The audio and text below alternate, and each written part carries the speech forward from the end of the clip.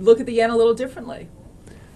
Well, I mean, in a way, Kuroda has done his major job, right? He has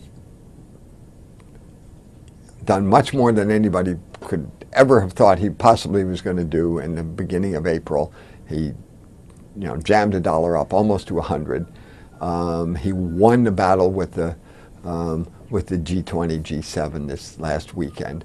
And now we have a little bit of anticipation that he's going to do a lot of wonderful things at the end of this week. But there's really not much he can do except maybe fill in some more details. Nothing really major, nothing like what's already gone.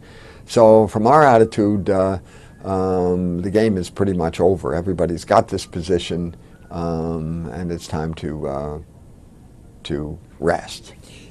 Where do you see the yen going? Maybe nowhere short term, but generally speaking, what's the longer term horizon now? Well, I think the longer term horizon, I mean, what Kuroda's doing and what Abe is doing, or Abenomics or whatever it is really changing a lot of things inside of Japan. And I would argue that the yen is going to go to, say, something like 105 at the end of the year and maybe 120 at the end of next year.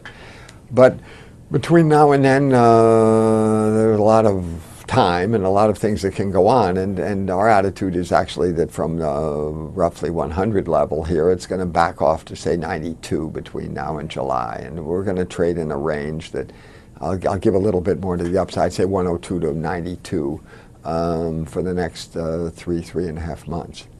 Now, in terms of the economy, you're actually looking for weaker growth in Q2, then an improvement. What happens to currencies during the next couple of months here with that scenario? Well, if there's weakness, and I see it in Europe, I see it a little bit in China, not much, but I think the attitude of the Chinese is they're not going to step on the gas. They're happy enough with what's going on.